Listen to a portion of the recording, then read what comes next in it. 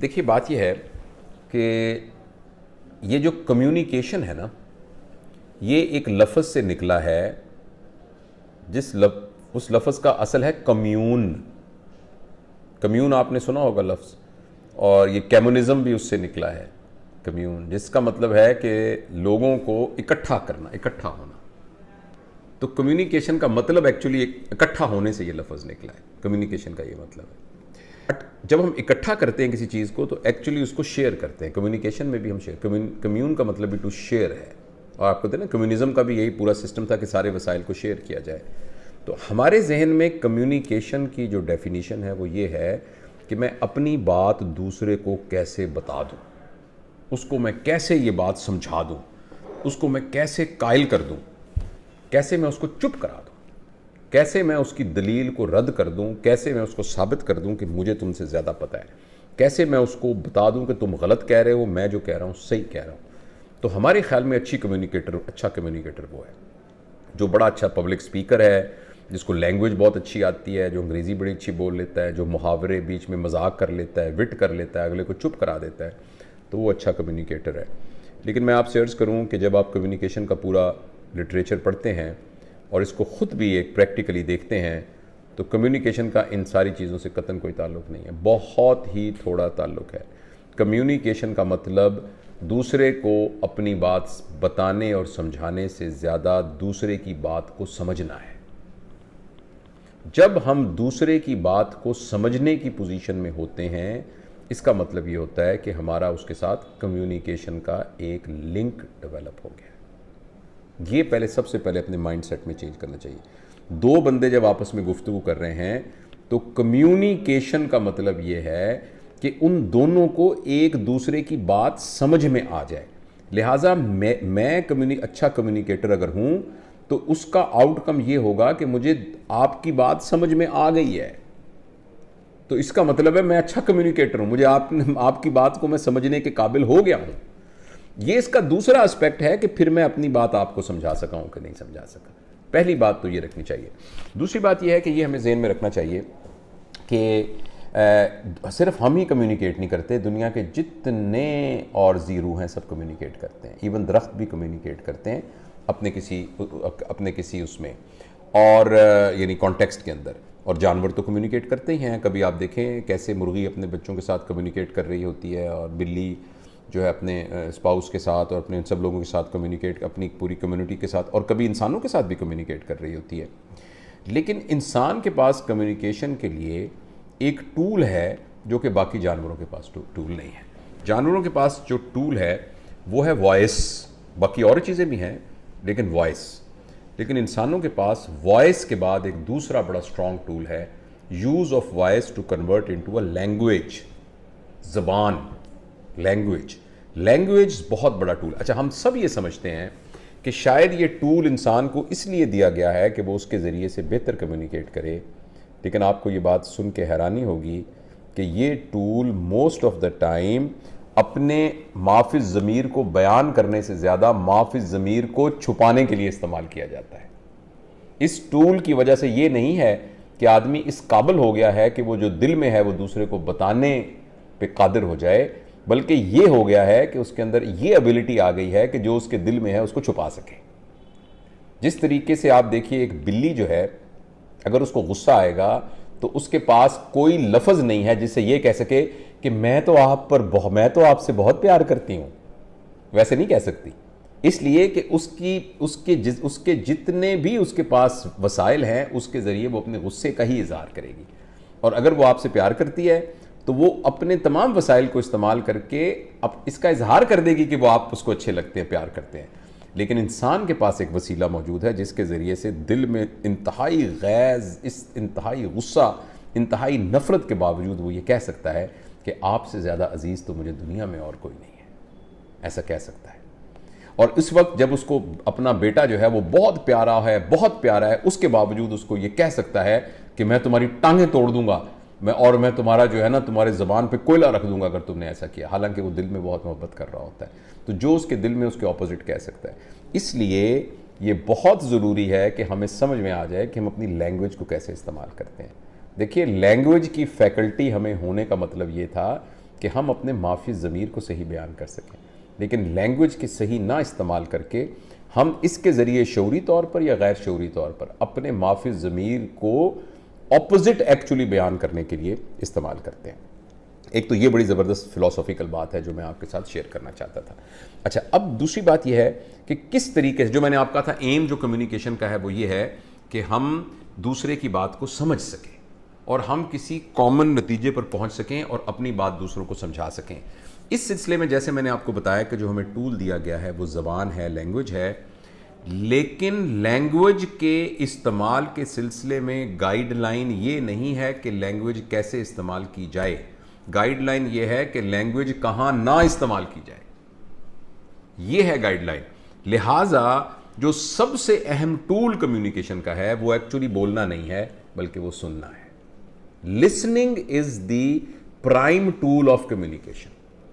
अच्छा, अब मैं आई होप कि मैं आप सब लोग मेरे साथ हैं और बात को समझ रहे हैं कि जब भी हम एक अच्छी कम्युनिकेशन करना चाहते हैं, और जो शख्स अच्छी कम्युनिकेशन करना चाहता है उसके अंदर बोलने से ज़्यादा सुनने की स्किल होनी चाहिए।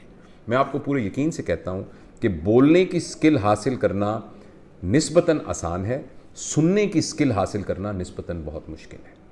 क्योंकि सुनने के लिए जो बुनियादी शर्त है वो सिर्फ ये नहीं है, चुप कर जाना नहीं है, सिर्फ चुप कर जाना नहीं है। सुनने के लिए बुनियादी शर्त अंदर से साइलेंट होना बहुत ज़रूरी है।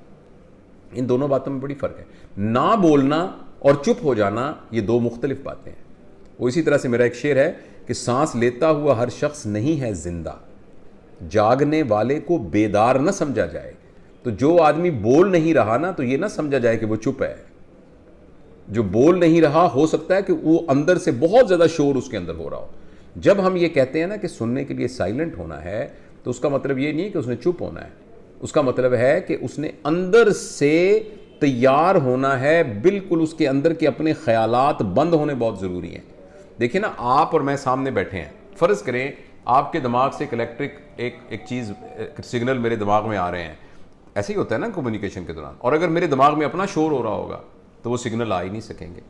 तो जो आदमी भी अच्छा कम्युनिकेटर बनना चाहता है ना, वो आज से ये प्रैक्टिस करे कि वो साइलेंट होना सीखे। जब दूसरा बात कर रहा है, बिल्कुल यकसू होके, चुप होके उसको सुने, और सुने समझने की नीयत से उसको सुने। कहते हैं जो अच्छे कम्युनिकेटर होते हैं ना, वो कभी भी बात को शुरू नहीं करते, अलबत्ता वो बात को ख़त्म करते हैं। शुरू कोई और करता है, ख़त्म वो करते हैं। इसलिए कि अच्छा कम्युनिकेटर सबसे पहले अगले का पूरा डाटा ले लेता है, अगले से पूरी की पूरी इंफॉर्मेशन ले लेता है, पूरी तरीके से मामलात को समझ लेता है। इसके लिए साइलेंट होना ज़रूरी है। मैं दोबारा से इस एल्गोरिदम को, यानी इस तरतीब को अर्ज़ करता हूँ। अच्छी कम्युनिकेशन का मतलब समझना है, अच्छी कम्युनिकेशन का मतलब समझाना नहीं है सिर्फ। नंबर 2, अच्छी कम्युनिकेशन के लिए मेन टूल बोलना नहीं है, मेन टूल सुनना है। और हम सुनना सबसे मुश्किल काम है।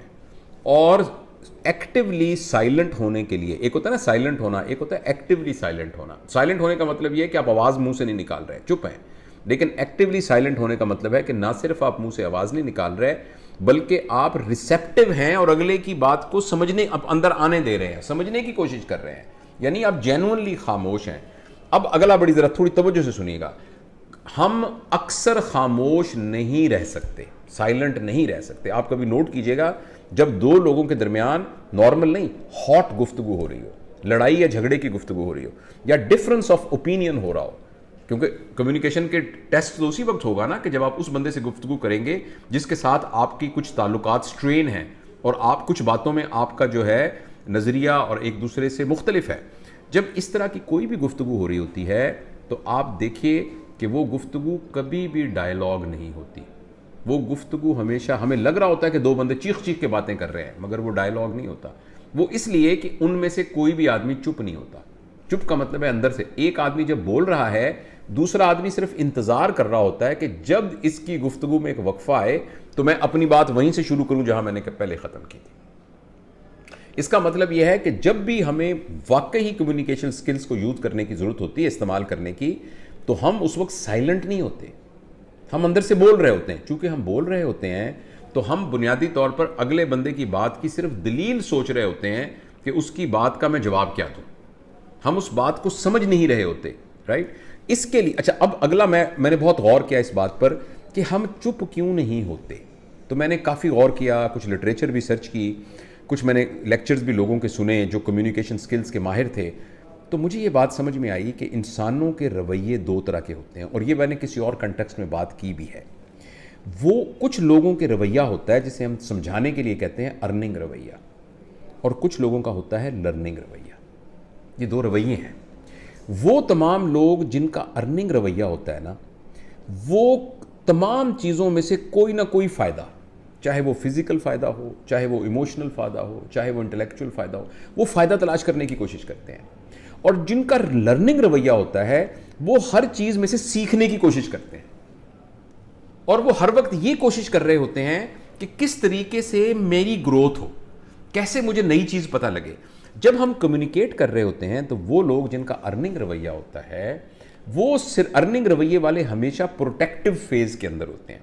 वो हमेशा अपनी ईगो को, अपनी बात को, अपनी इज्जत को, अपनी बेइज्जती को, अपनी पैसों को, अपनी चीज़ों को, इन चीज़ों को बचाने के फिक्र में होते हैं।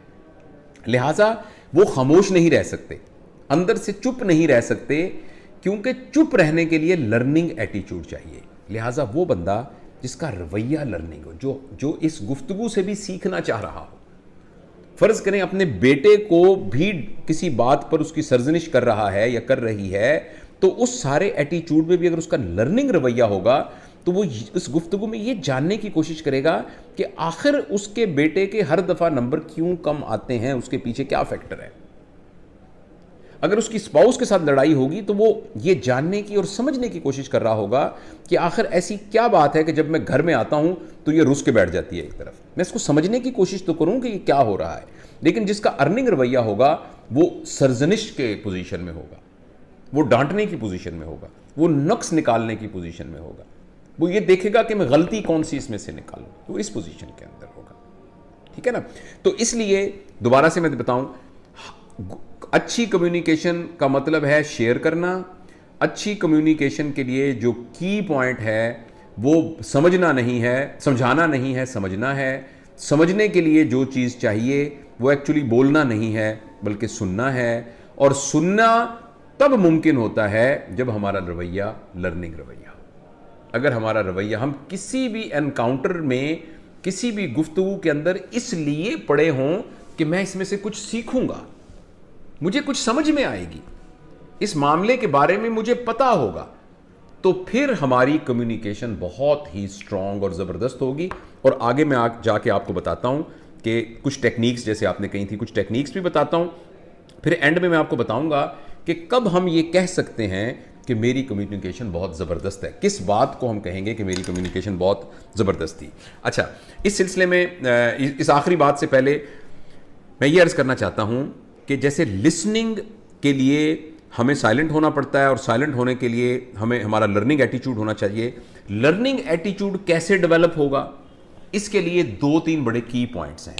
एक बात तो ये है कि हम आर्गुमेंटेटिव ना हो, ये अपने ऊपर फर्ज ना बना लें कि इसकी दलील को मैंने जवाब देना है। जरूरी नहीं होता कि गुफ्तगू के अंदर तमाम बातों में दलील देकर उसको झूठा साबित किया जाए और ये साबित किया जाए कि तुम गलत हो और मैं सही हूं।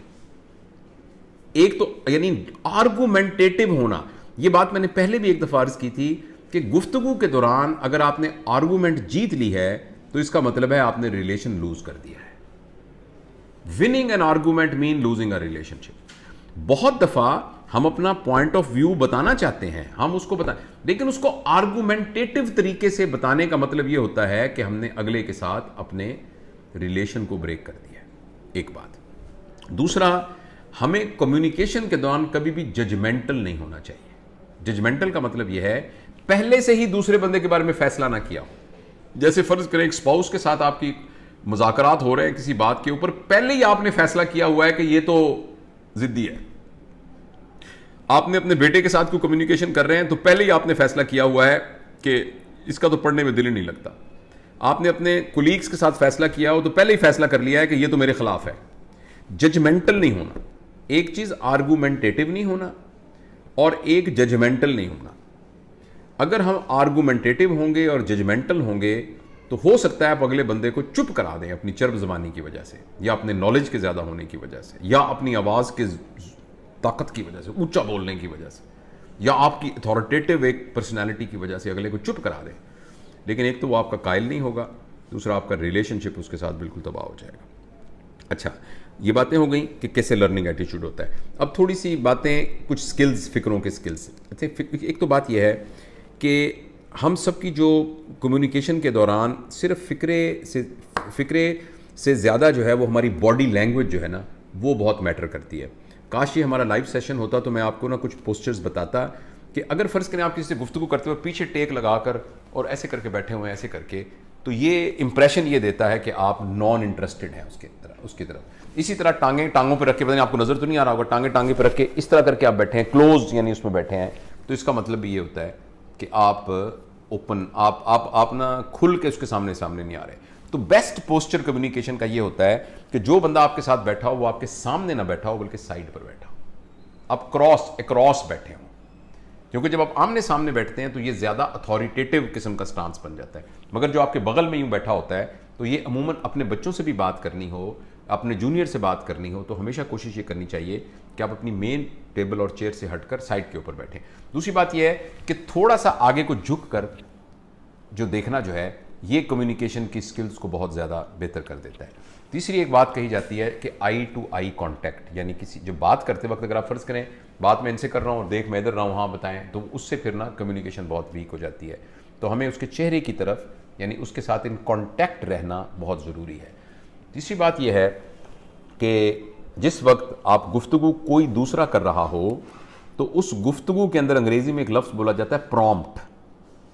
छोटे छोटे हूँ, हाँ, अच्छा, ये बात ये कहने से गुफ्तगू बड़ी पावरफुल हो जाती है। एक बंदा किस्सा सुना रहा है आपको, कहानी सुना रहा है, अच्छा ये बात है, अच्छा, और जिस बात को हम, तो इसको प्रॉम्प्ट कहते हैं। तो गुफ्तगू में अगर आप बिल्कुल चुप करके बैठ जाएं तो उससे भी कम्युनिकेशन वीक हो जाती है। अगर आप छोटे छोटे प्रॉम्प्ट्स देते जाएं तो उससे गुफ्तगू जो है वो पावरफुल हो जाती है। इसी तरह बाज़ औक़ात ऐसा होता है कि कोई बात ऐसी आपका करने वाला जो कर रहा है और आपको यकीन नहीं आ रहा, जो कर रहा है आपको समझ में नहीं आई, या जो बात उसने की वो आपके लिए अचंभे का बायस थी, या उस बात के बारे में आप श्योर नहीं हैं, तो उसके लिए एक टर्म यूज़ की जाती है जिसे कहते हैं पैराफ्रेजिंग, कि जो बात उसने कही है ना आप उसको अपने, अच्छा तो आप ये कह रहे हैं कि जब आप वहाँ गए तो उस बंदे ने आपको डांटना शुरू कर दिया, यानी अपनी तरफ से आप कुछ नहीं कह रहे, उसी बात को अपने अल्फाज में बयान कर रहे हैं।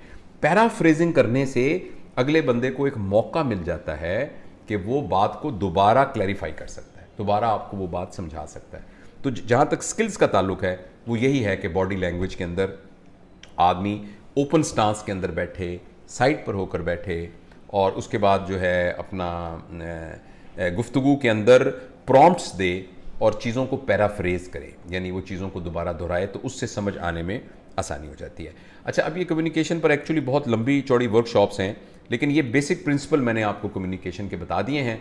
मैं एंड में आपसे सिर्फ ये अर्ज़ करना चाहता हूँ कि कैसे पता लगेगा कि हमारा किसी के साथ कम्युनिकेशन जो है ना वो कामयाब है। देखिए, सबसे अहम बात मेरे नज़दीक कम्युनिकेशन के लिए जो है ना, सबसे अहम बात वो है ऑनेस्टी।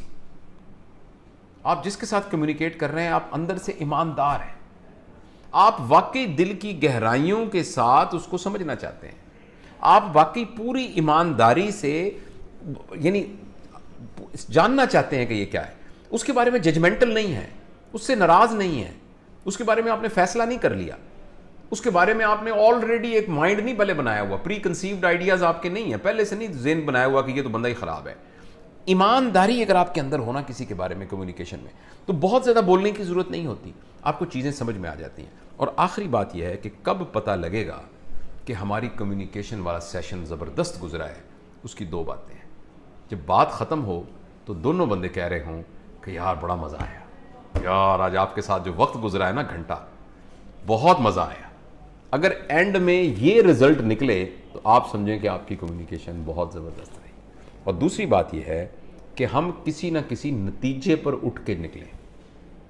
इस गुफ्तगू के एंड में चाहे ये नतीजा निकले कि भाई हम दोनों एक दूसरे की बात को नहीं समझा सके, लेकिन कोई बात नहीं, हम फिर दोबारा कोशिश करेंगे समझाने की, चाहे इसी नतीजे पर भी उठें, लेकिन किसी ना किसी नतीजे पर हम निकलें। दूसरा, आप प्लीज़ याद रखिए कि कम्युनिकेशन शुरू करने से पहले आपके जहन के अंदर उसकी एक आइडियल आउटकम होती है कि अब मैं ज़रा उसको समझाऊं ना कि आइंदा से वो ऐसा बिल्कुल ना करे। उसके जहन में भी एक आइडियल किस्म की सिचुएशन होती है। प्लीज़ आप याद रखिए, कम्युनिकेशन के एंड में 100% आइडियल सिचुएशन अचीव करना ही कामयाबी नहीं है। अगर अगला बंदा 5% भी गिव वे कर गया है और 10% भी अपनी जगह से मूव कर गया है, तो फिर भी ये कम्युनिकेशन स्किल जो है आपकी कामयाब थी और आप अच्छे नतीजे पर। एक आदमी इस बात से तैयार हो गया है कि जो बात आपने कही है मैं इंशाल्लाह इस पर गौर करूंगा, चाहे उसने अपना रवैये को नहीं भी बदला, फिर भी हमारी ये कम्युनिकेशन जो है वो कामयाब रही है। दूसरा, प्लीज़ याद रखिएगा कि communication is not a one time job. Communication is not a revolution.